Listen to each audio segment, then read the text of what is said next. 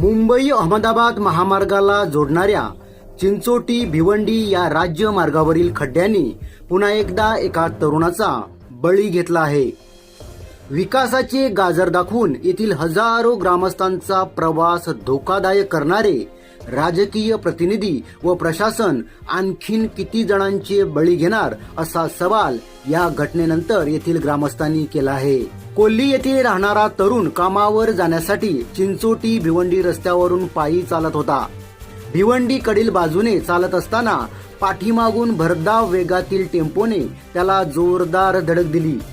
टेम्पोची धडक इतकी जोरदार होती की या टेम्पोच्या धडकेने 21 वर्षीय तरुणाचा जागेवरच जीव गेला. सदर अपघाताला चिंचोटी भिवंडी रस्ताच जबाबदार असल्याचा संताप येथील ग्रामस्थांनी व्यक्त केला आहे.